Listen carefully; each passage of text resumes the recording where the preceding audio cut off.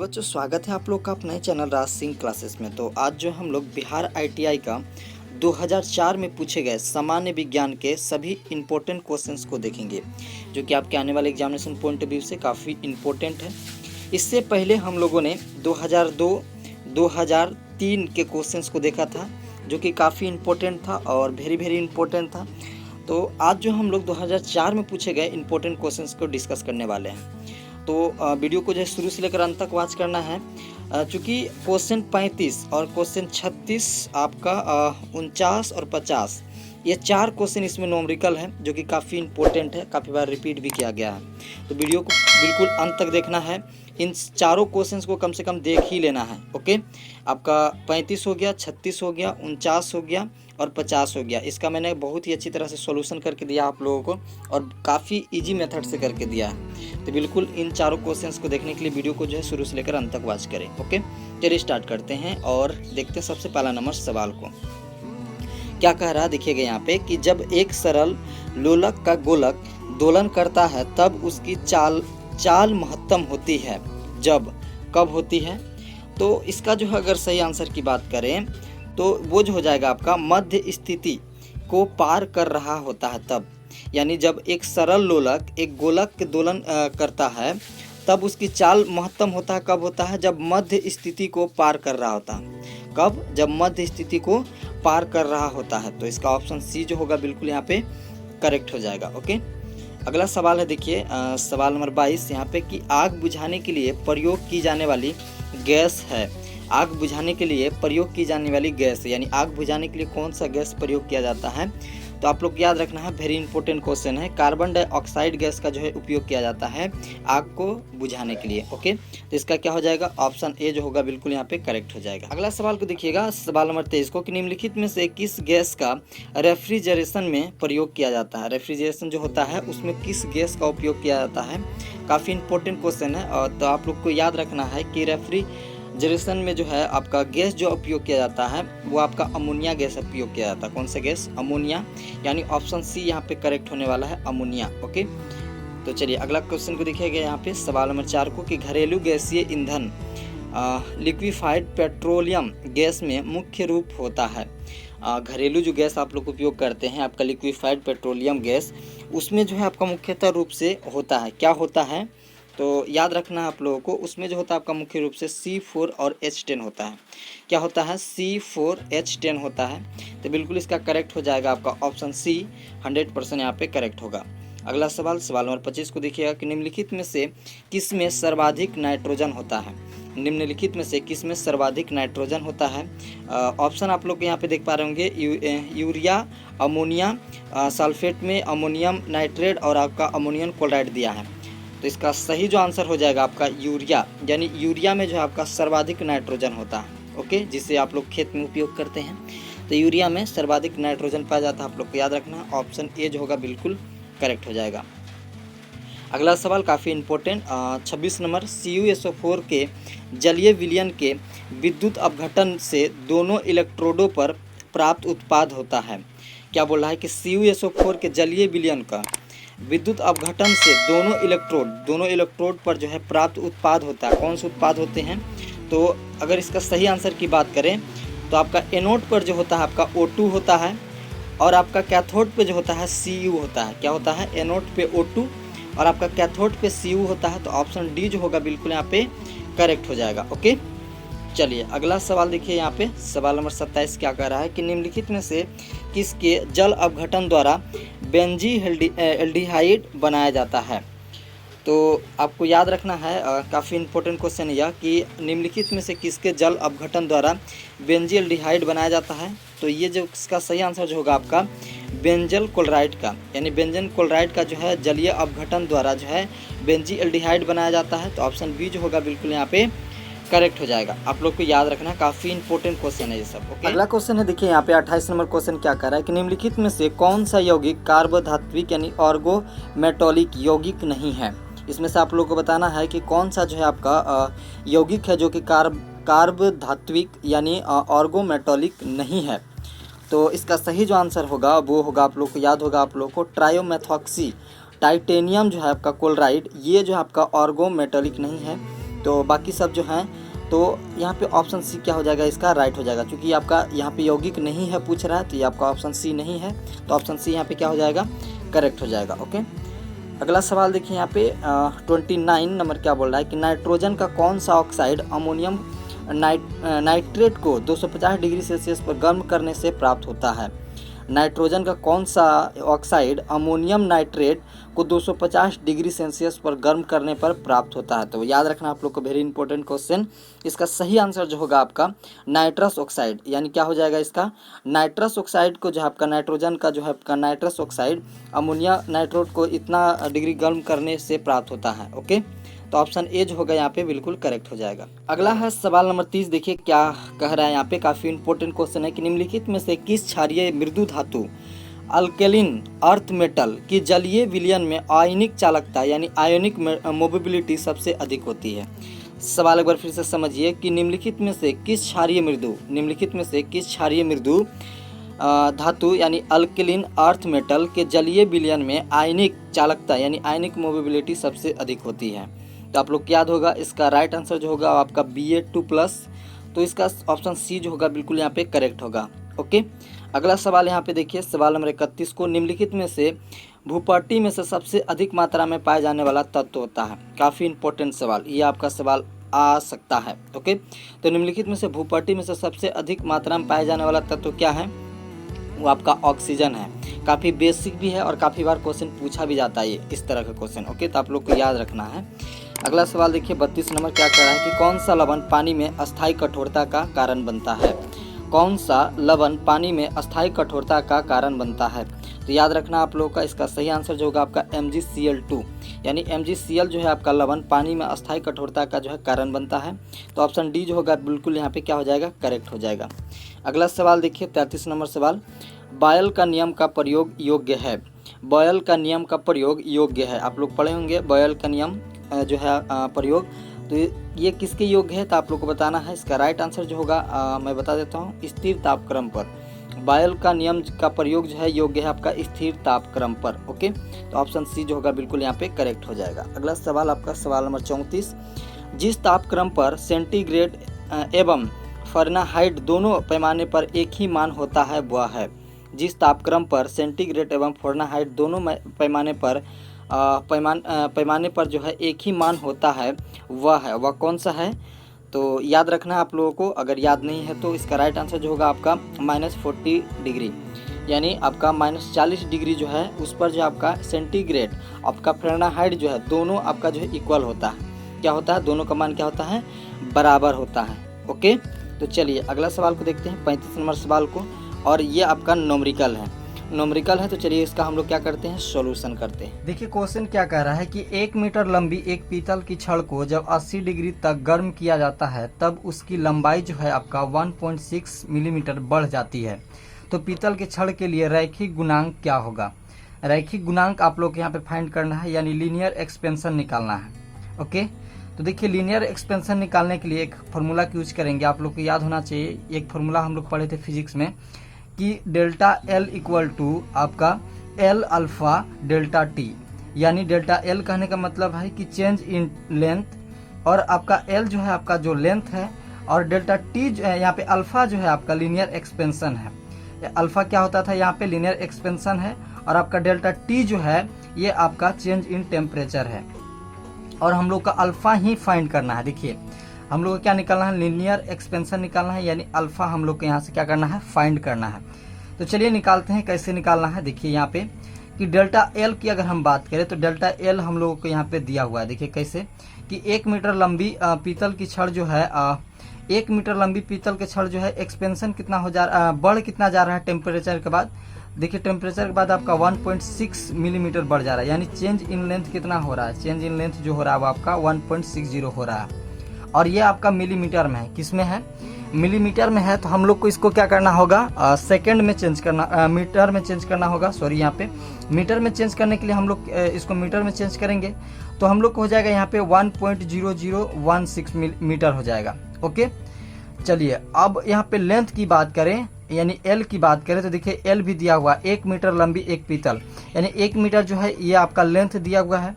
तो लेंथ हम लोग यहाँ पे 1 मीटर ले लेंगे, और हम लोग को निकालना क्या है, अल्फ़ा। तो यहाँ पे अल्फ़ा जो है नहीं दिया हुआ है कहीं पे, हम लोग को वो क्या करना है, निकालना है, रैखिक गुणांक हम लोग को निकालना है। Delta T change in temperature कितना दिया हुआ है, 80 डिग्री दिया हुआ है। डेल्टा टी कितना दिया हुआ है, 80 डिग्री दिया हुआ है।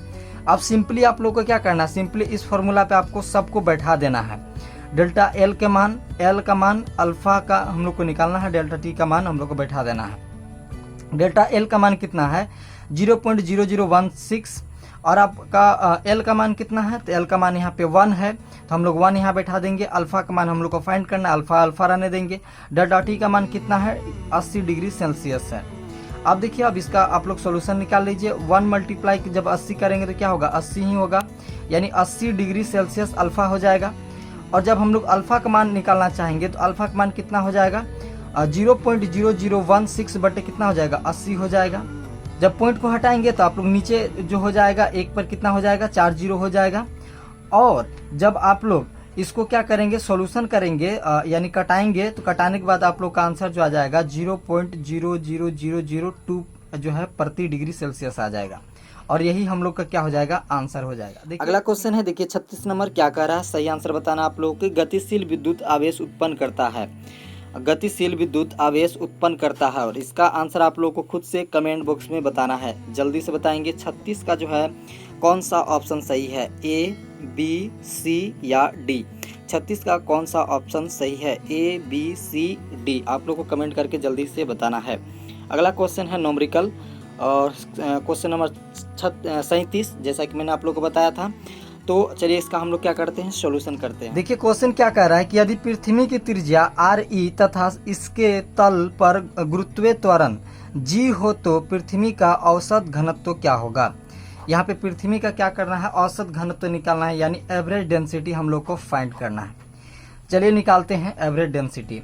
तो आप लोग को याद होगा एवरेज डेंसिटी यानी रो इक्वल टू क्या होता है, m/v होता है। ये फॉर्मूला आप लोग पढ़े होंगे फिजिक्स में, ये फॉर्मूला आप लोगों को याद कराने की जरूरत नहीं, आप लोग को याद होगा कि डेंसिटी बराबर क्या होता है, रो इक्वल टू, यानी डेंसिटी को हम लोग रो से सूचित करते हैं, तो रो इक्वल टू क्या होता है, m/v होता है। तो हम लोग को यही तो निकालना है यहाँ पे, औसत घनत्व यानी एवरेज डेंसिटी, यानी हम लोग को रो फाइंड करना। लेकिन इसमें कंडीशन है, देखिए यहाँ पे जो है आपका m/v, m का मान कहीं पे नहीं दिया हुआ है। वॉल्यूम तो खैर हम लोग निकाल लेंगे, क्योंकि ये आपका स्फेरिकल है तो स्फेरिकल का वॉल्यूम जो हम लोग निकाल लेंगे। बट ये जो है आपका m, यानी m जो है आपका मास ऑफ अर्थ, ये हम लोग को निकालना पड़ेगा, mass of earth. Mass of earth को निकालने के लिए हम लोग को एक फार्मूला यूज करना पड़ेगा। फार्मूला क्या है, g और बड़ी g में हम लोग एक रिलेशन पढ़े थे, याद आ रहा होगा आप लोग को। g और आपका बड़ी g में एक रिलेशन पढ़े थे, क्या रिलेशन पढ़े थे कि g, छोटी g इक्वल टू होता था Gm/r²। कहने का मतलब क्या है, छोटी g क्या है कि acceleration due to gravity surface of the earth. और अगर हम बड़ी g की बात करें तो ये बड़ी g क्या होता था, यूनिवर्सल कांस्टेंट ऑफ ग्रेविटी होता था। क्या होता था, यूनिवर्सल कांस्टेंट ऑफ ग्रेविटी होता था। वहीं अगर हम me की बात करें तो मास ऑफ अर्थ होता था, और re की बात करें तो आपका रेडियस ऑफ अर्थ होता था। तो ये फार्मूला से हम लोग क्या कर सकते हैं, इसका जो है मास को हम लोग फाइंड कर सकते हैं इस फार्मूला को यूज करके। चलिए अप्लाई करते हैं, और पहले हम लोग इसका मास निकाल लेते हैं। तो चलिए g इक्वल टू यहाँ पे Gm/r² करेंगे। अगर हम इसका क्रॉस मल्टीप्लाई करेंगे तो क्या हो जाएगा, यहाँ पे Gr² equal to Gm। Okay, अब अगर हम लोग m फाइंड करना चाहेंगे तो m क्या हो जाएगा, इस g को अगर हम इधर ले जाएंगे तो Gr² बटे क्या हो जाएगा, बड़ी g हो जाएगा, और यहाँ पे हम लोग का क्या हो जाएगा, m जो है निकल के आ जाएगा। ओके, अब सिंपली आपको क्या करना है, इस फॉर्मूला पे मान को पुट कर देना है, m का मान। ओके, अब देखिए यहाँ पे rho equal to m/v, m का मान हमने यहाँ पे क्या कर दिया, यहाँ पे पुट कर दिया। m का मान चूंकि यहाँ पे हम लोग निकाले थे तो m का मान यहाँ पे पुट किए। और यहाँ पे वॉल्यूम, आपका वॉल्यूम जो है, वॉल्यूम कैसे फाइंड करेंगे, तो वॉल्यूम आप लोग को याद होगा, अर्थ जो है आपका स्फेरिकल है, तो स्फेरिकल का जो है वॉल्यूम का क्या हो जाएगा, 4/3 πr³ होगा। क्या हो जाएगा, 4/3 πr³। यहाँ पे सारा जो है आपका फार्मूला का खेल है, फार्मूला आप लोग को याद होगा, थोड़ा सा कॉन्सेप्ट आपको लगाना है। तो यहाँ पे क्या होगा, अर्थ का हम लोग वॉल्यूम का फार्मूला यहाँ पे लिख दिए, 4/3 πr³। अब देखिए इसको सिंपली आपको क्या करना है, सोल्व कर लेना है। सोल्व करेंगे तो क्या हो जाएगा, जी जो है देखिए ये आपका बटे में है, तो बटे क्या है सड़क के नीचे आएगा, तो यह इसको हम लोग नीचे ला लेंगे। और यहाँ पे देखिए आर क्यू है, यहाँ पे ऊपर आर स्क्वायर है, ये भी आपका त्रिज्या है, ये भी आपका त्रिज्या, तो ये क्या हो जाएगा कट जाएगा। और कटने के बाद यहाँ पे नीचे क्या हो जाएगा एक आर बच जाएगा, और ऊपर क्या हो जाएगा जी बच जाएगा, यानी जी बटे बड़ी जी 4/3 पाई आर हो जाएगा। और अगर आप लोग ध्यान से इसका और अगर सोल्यूशन निकालना चाहेंगे तो देखिए ये 4/3 है, ये 3 जो है पलट के ऊपर जाएगा यानी पलटी मारेगा, तो क्या हो जाएगा 3g/g 4 पाई आर हो जाएगा। और यही आप लोग का क्या है आंसर है। ओके, तो आप लोग आसानी से फॉर्मूला का यूज करके इसका सोल्यूशन निकाल सकते हैं। देखिए क्वेश्चन 38 क्या कह रहा है कि ट्रायोड बल्ब के लिए आपका म्यू जीएम और आपका आरपी में सही संबंध क्या है। म्यू जीएम और आरपी में सही संबंध क्या है, ट्रायोड बल्ब के लिए पूछ रहा है। तो आप लोग को याद होना चाहिए ट्रायोड बल्ब के लिए जो है आपका म्यू इक्वल टू जो होता है आपका आरपी गुने जीएम। ओके, आप लोग को याद होना चाहिए formula mu equal to RP गुने जीएम होता है ट्रायोड बल्ब के लिए। तो ऑप्शन ए हो जाएगा यहाँ पे बिल्कुल करेक्ट, आपका ऑप्शन ए बिल्कुल करेक्ट है सवाल नंबर 38 का। अगला सवाल देखिए सवाल नंबर 39 यानी 39, बिजली बल्ब का तार डॉट डॉट से बना होता है। बिजली बल्ब का तार डॉट डॉट से बना होता है। याद रखना आप लोग का इसका सही आंसर जो होगा वो आपका टंगस्टन, यानी बिजली बल्ब में जो इस तरह का जो तार होता है वो किससे बना होता है, टंगस्टन से बना होता है। ओके, तो बिल्कुल ऑप्शन डी यहाँ पे करेक्ट है। अगला सवाल सवाल नंबर 40, रिएक्टर पैमाने क्या मापने के काम आता है। रिएक्टर पैमाने क्या मापने का काम आता है। रिएक्टर पैमाने क्या मापने का काम आता है। याद रखना आप लोग को इसका सही आंसर आपका ऑप्शन सी, भूकंप की प्रबलता। क्या भूकंप की प्रबलता मापने का काम आता है, बिल्कुल ऑप्शन सी यहाँ पे करेक्ट होगा। चलिए अगला सवाल देखिए सवाल नंबर 41, प्रोटॉन के खोज करता है। प्रोटॉन के खोज करता है। याद रखना आप लोग को प्रोटॉन के खोजकर्ता जो हैं वो आपका रदरफोर्ड हैं, यानी रदरफोर्ड ने जो है प्रोटॉन का खोज किए थे। तो ऑप्शन ए बिल्कुल यहाँ पे करेक्ट हो जाएगा। अगला सवाल देखिए 42 नंबर, कैथोड किरण है। कैथोड किरण है, याद रखना आप लोग को कैथोड किरण जो है वो आपका इलेक्ट्रॉन है। तो ऑप्शन ए जो होगा बिल्कुल करेक्ट हो जाएगा। कैथोड किरण क्या है, इलेक्ट्रॉन है। ओके, चलिए अगला सवाल सवाल नंबर 43, नाभिकीय विखंडन, आपका यूरेनियम का विखंडन जो है किया जाता है। नाभिकीय विखंडन में यूरेनियम इतना का जो है विखंडन किया जाता है। तो याद रखना आप लोगों को कैसे किया जाता है ये आपसे पूछ रहा है। तो आपको याद रखना है कि इसका तीव्र न्यूट्रॉन द्वारा किया जाता है। कैसे किया जाता है, तीव्र न्यूट्रॉनों द्वारा किया जाता है। इसका प्रोसेस पूछ रहा है आपका, नाभिकीय विखंडन यूरेनियम 238-92 का जो है विखंडन किया जाता है किस प्रोसेस से। तो आप लोग को प्रोसेस याद रखना आप लोग का तीव्र न्यूट्रॉनों द्वारा, किससे, तीव्र न्यूट्रॉनों द्वारा। ओके, अगला सवाल है सवाल नंबर 44, विषुवत रेखा पर नति कोण का मान होता है। विषुवत रेखा पर नति कोण का मान होता है। याद रखना आप लोग को विषुवत रेखा पे नति कोण का मान जो होता है वो आपका 0 डिग्री सेल्सियस होता है। कितना होता है, 0 डिग्री सेल्सियस, यानी ऑप्शन सी जो होगा बिल्कुल यहाँ पे करेक्ट हो जाएगा। अगला सवाल सवाल नंबर 35, किस गैस में उत्पन्न ध्वनि तरंगे सदैव है। किस गैस में उत्पन्न ध्वनि तरंगे सदैव होती है। याद रखना है इसका सही जो आंसर होगा फ्रेंड्स आपका अनुदैर्ध्य। क्या होगा, अनुदैर्ध्य। तो ऑप्शन सी जो होगा बिल्कुल यहाँ पे करेक्ट हो जाएगा। आप लोग को याद रखना, काफ़ी इंपॉर्टेंट क्वेश्चन है। अगला सवाल है आपका 46 और आपका क्या होगा सही आंसर आप लोग को बताना है कि ट्रांजिस्टर पुराने रेडियो सेट के थर्मो आयनिक बल्ब से अच्छा होता है, क्यों। ट्रांजिस्टर पुराने रेडियो सेट के थर्मो आयनिक बल्ब से अच्छा होता है, क्यों। याद रखना इसका रीज़न जो है आपका वो है आपका ट्रांजिस्टर में फिलामेंट होता है। क्या होता है, ट्रांजिस्टर में फिलामेंट होता है, इसी कारण अच्छा होता है। तो ऑप्शन सी जो होगा क्या होगा यहाँ पे बिल्कुल करेक्ट हो जाएगा, याद रखना है। अगला सवाल है सवाल नंबर 47 और ये आपका न्यूमेरिकल है। तो चलिए इसका हम लोग सॉल्यूशन करते हैं। देखिए क्वेश्चन क्या कर रहा है कि यदि किसी मशीन द्वारा प्राप्त शक्ति 20 वाट हो तो मशीन द्वारा 1 मिनट में संपन्न कार्य क्या होगा, यानी 1 मिनट में कितना वह कार्य करता है, यह हम लोग को फाइंड करना है इसमें। ओके, तो चलिए इसका सॉल्यूशन करते हैं। देखिए अगर हम यहाँ पे देखें तो अगर मशीन का जो है सामर्थ्य जो दिया है, यानी शक्ति जो दिया है यहाँ पे कितना दिया है, 20 वाट दिया है, यानी सामर्थ्य यानी पी पावर कितना दिया हुआ है, 20 वाट दिया है। और कितने समय तक यह चल रहा है, तो यहाँ पे समय जो दिया है 1 मिनट दिया है। कितना दिया है, यानी समय टी जो दिया है वो कितना दिया है, 1 मिनट दिया है। कितना दिया है, 1 मिनट दिया है। चूँकि ये मिनट में है, ये वाट में है, तो इसको हम लोग क्या करेंगे, इसको हम लोग सेकंड में चेंज करना होगा। तो इसको सेकंड में चेंज करेंगे तो क्या होगा, 60 सेकंड हो जाएगा। अब एक फार्मूला आप लोग को याद होगा, पिछले 2 वीडियो से इसी फार्मूला पे जो है क्वेश्चन पूछ रहा है आप लोग को। तो ये फार्मूला आप लोग को याद रखना है। सामर्थ्य यानी P, सामर्थ्य यानी P इक्वल टू क्या होता है, कार्य बटे समय होता है। यानी P इक्वल टू क्या होता है, W बटे T होता है। यदि किसी मशीन का हम लोग को क्या निकालना होता है, सामर्थ्य निकालना होता है, तो हम लोग क्या करते हैं, उसका सामर्थ्य इक्वल टू जो कार्य होता है उसको समय से क्या करते हैं, भाग दे देते हैं। क्या करते हैं, समय से भाग देते हैं। लेकिन इस केस में क्या है कि यहाँ पे हम लोगों को यहाँ पे जो सामर्थ्य दिया हुआ है और समय भी दिया हुआ है, निकालना क्या है, कार्य निकालना है। तो जब 2 मान दिया हुआ है तो एक मान हम लोग क्या नहीं निकाल सकते हैं। तो अब हम लोग को क्या करना है, इसका मान हम लोग को सिंपली पुट कर देना है। देखिए सामर्थ्य कितना है, यहाँ पे सामर्थ्य आपका 20 वाट है, तो हम लोग यहाँ क्या कर देंगे, 20 वाट पुट कर देंगे। और कार्य हम लोग को चूंकि फाइंड करना है तो कार्य को कार्य उतार देंगे। और यहाँ पे समय जो है आपका, समय कितना है, 60 सेकेंड है, तो सिंपली हम लोग क्या कर देंगे, यहाँ पे 60 सेकेंड लिख देंगे।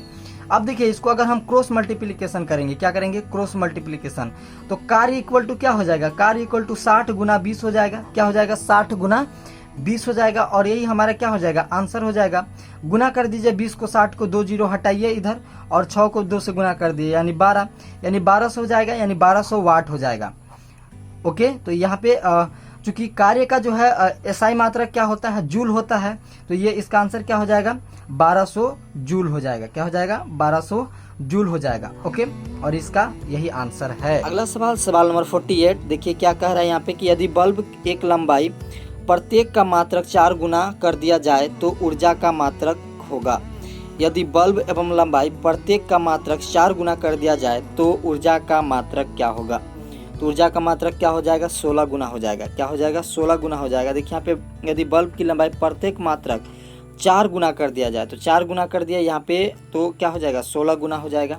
तो बिल्कुल ऑप्शन सी जो होगा, बिल्कुल यहाँ पे क्या हो जाएगा, करेक्ट हो जाएगा। आपका 49 क्वेश्चन जो है आपका न्यूमेरिकल है। तो चलिए इसका हम लोग फिर से सॉल्यूशन करते हैं। देखिए क्वेश्चन क्या कह रहा है कि यदि स्टोक यानी एक स्टोक है 90 सेकेंड में 90 किलो जूल उष्मा जो है उत्पन्न करता है। एक स्टोव जो है, चूंकि आप लोग को याद होगा स्टोव पे आप लोग खाना बनाते होंगे, वो जो है आपका 90 सेकेंड में कितना, 90 किलो जूल उष्मा उत्पन्न करता है। तो स्टोव की शक्ति बताइए, यानी शक्ति निकालना है, यानी सामर्थ्य जो है इसमें निकालना है। और उस केस में हम लोग इससे पहले जो क्वेश्चन किए उसमें हम लोग क्या निकाले थे, उसमें हम लोग निकाले थे इसका कार्य निकाले थे, लेकिन इसमें हम लोगों को सामर्थ्य निकालना है। यहाँ पे क्या क्या क्या दिया हुआ है, स्टोव का जो है 90 सेकेंड में 90 किलो जूल जो है उष्मा उत्पन्न करता है। यानी यहाँ पे W जो है कार्य कितना करता है, हम लोगों को 90 किलो जो है जूल जो है कार्य करता है। यानी W कितना दिया हुआ है, यहाँ पे 90 जूल दिया हुआ है। टाइम कितना दिया हुआ है, यहाँ पे 90 सेकेंड दिया हुआ है।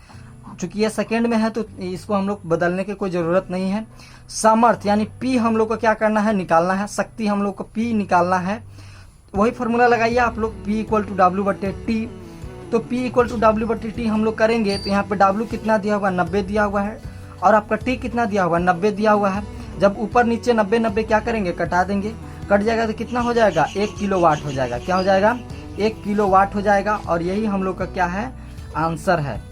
ओके, अगला सवाल है सवाल नंबर 50 और आज का अंतिम सवाल, और ये भी आपका न्यूमेरिकल है। तो चलिए इसका फिर से एक बार सॉल्यूशन को देखते हैं। देखिए क्वेश्चन क्या कह रहा है कि एक धड़कन में किसी पथ द्वारा 1 जूल कार्य किया जाता है और हृदय 1 मिनट में 72 बार धड़कता है, तो हृदय की शक्ति क्या होगी। देखिए यहाँ पे भी आपका वही आप लोगों को निकालना है, सामर्थ्य निकालना है। हृदय को एक मशीन की तरह से आप सोचिए, हृदय को क्या कीजिए, फील कीजिए, वह एक मशीन है जो कि कार्य करता है, वो आपका 1 जूल। ओके, और वो आपका 72 बार धड़कता है, तो कितना जूल हो जाएगा, 72 जूल हो जाएगा। यानी 72 से गुना करना पड़ेगा। और इसमें समय कितना दिया हुआ है आप लोगों का, 1 मिनट दिया हुआ है। 1 मिनट में चूंकि कार्य कर रहा है ना, 1 मिनट में 72 बार धड़क रहा है, तो समय कितना दिया हुआ है आपका, 1 मिनट दिया हुआ है। और ये चूंकि 1 जूल में है तो इससे हम लोग क्या करेंगे, सेकेंड में चेंज करेंगे। वो आपका एसआई यूनिट में चेंज करेंगे। एसआई यूनिट आपका समय का क्या होता है, सेकेंड होता है, तो सेकेंड में हम लोग चेंज करेंगे, यानी 60 हो जाएगा। अब देखिए यहाँ पे सामर्थ्य निकालना है हम लोगों को, हृदय की शक्ति निकालना है, यानी सामर्थ्य निकालना है, यानी P निकालना है। तो P इक्वल टू हम लोग का फॉर्मूला क्या है, W बटे T। P equal to formula क्या है, W बटे T। W कितना दिया हुआ है आपका 72, और आपका समय कितना दिया हुआ है आपका 60 सेकेंड। सिंपली आपको मान बैठाना है और इसका क्या करना, मान निकाल देना। जब इसको दोनों का आप लोग सॉल्व करेंगे तो 1/2 वाट आ जाएगा। यहाँ पे क्या आ जाएगा, 1/2 वाट आ जाएगा और यही आप लोग का क्या हो जाएगा, आंसर हो जाएगा। देखिए इस फॉर्मूला पे हर ईयर क्वेश्चन पूछ रहा है, तो इस फॉर्मूला का आप लोग को भूलना नहीं है। ओके, घुरा फिरा के आप लोग को इसी फॉर्मूला पे जो है सवाल पूछेगा, तो आप लोग को इस फॉर्मूला को याद ही कर लेना है। तो गाइस ये वीडियो कैसा लगा आप लोगों को कमेंट करके जरूर बताएं। वीडियो अच्छा लगा तो वीडियो को लाइक कर दें, चैनल को सब्सक्राइब कर लें। इसी तरह के वीडियो को पाने के लिए बिल्कुल आप लोग को सब्सक्राइब कर लेना है। अगर आप लोग चाहते हैं कि 2002 से लेकर 2019 तक का सॉल्यूशन मिले आपको साइंस का और आपका सोशल, आपका जो जनरल साइंस है उसका, तो बिल्कुल आप लोग मेरे चैनल को सब्सक्राइब कर लें, साथ में बेल आइकन को प्रेस कर लें ताकि जब भी न्यू वीडियो मैं अपलोड करूँ सबसे पहले आपको नोटिफिकेशन मिल पाए। चलिए मिलते हैं नेक्स्ट वीडियो में इसके अगले ईयर के क्वेश्चंस के साथ, यानी 2005 का क्वेश्चन के साथ। तब तक के लिए जय हिंद, जय भारत।